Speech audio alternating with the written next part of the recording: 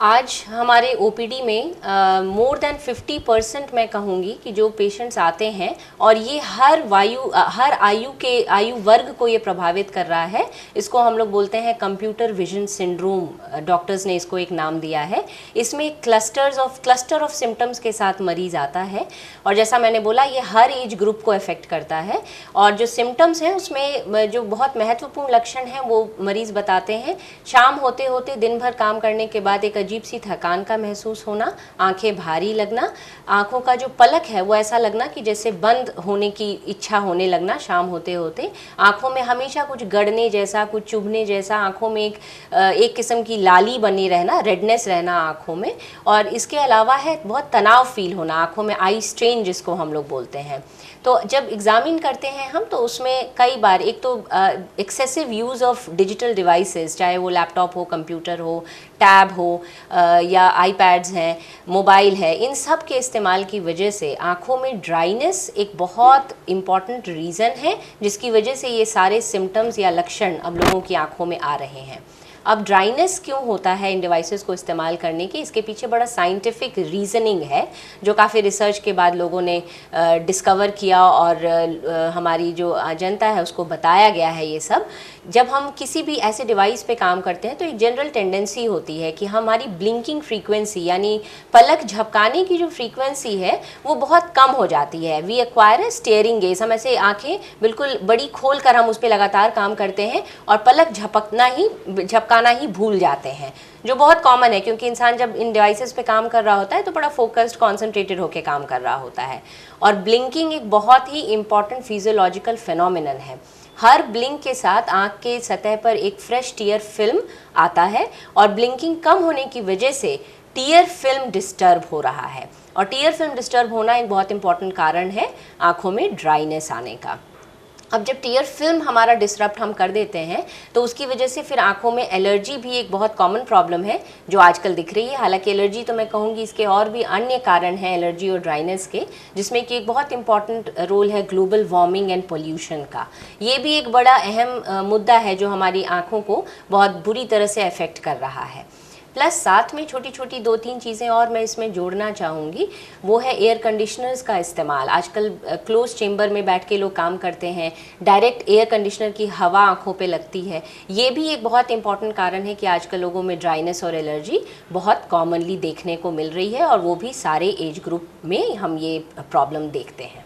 Ma'am एक चीज़ और common है, इन दिनों बच्चे कोरोना काल के बाद ऑनलाइन एजुकेशन पे ध्यान दे रहे हैं। घंटों बैठना पड़ता है, 3-3, 4-4, 8 घंटे तक बच्चे ऑनलाइन पढ़ रहे हैं। तो अब इनसे बचाव के लिए बच्चे तो प्रभावित हो ही रहे हैं, तो इनसे कैसे इनको रोका जाए जो इनको बीमारी आगे ना हो? जी, इसमें हालांकि there is a list of precautions that can be taken, लेकिन शुरुआत ही पहले तो मैं इस चीज़ से करूँगी कि अब चूँकि कोरोना का ख़त्म हो गया है ऑलमोस्ट फेस, हम लोग उस चीज़ से थोड़ा बाहर निकल गए हैं, तो इसमें डिस्करेज करना है बच्चों को।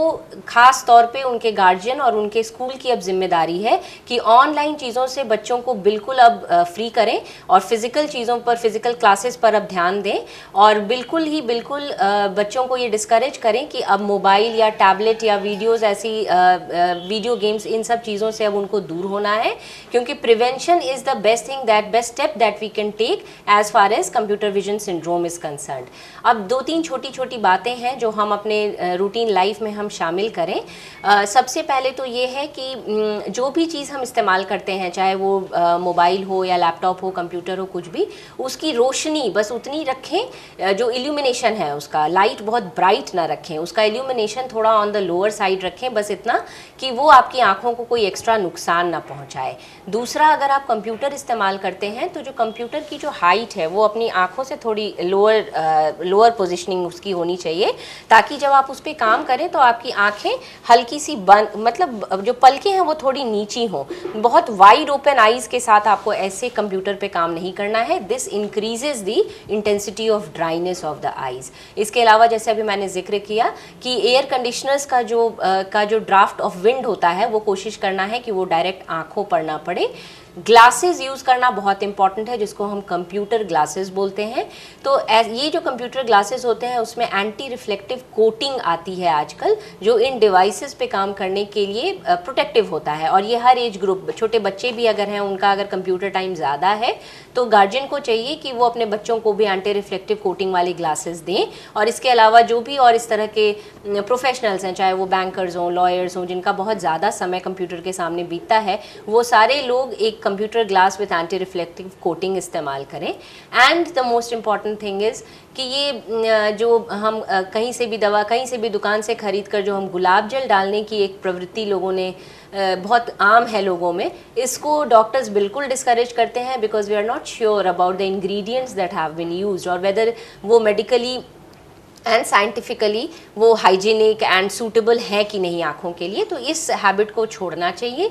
इनफैक्ट अब बहुत सारे आफ्टर रिसर्च, जो अच्छे ऑर्गेनाइजेशंस का जो रिसर्च होता है उसके, या जो अच्छी फार्मा कंपनीज़ का जो प्रोडक्ट्स है जो कि लुब्रिकेंट्स के नाम से मिलता है, ऑथेंटिक एक डॉक्टर के प्रिस्क्रिप्शन से उसको लिया जाना चाहिए, बिकॉज उसका जो कॉम्पोजिशन होता है is absolutely similar to the human tears.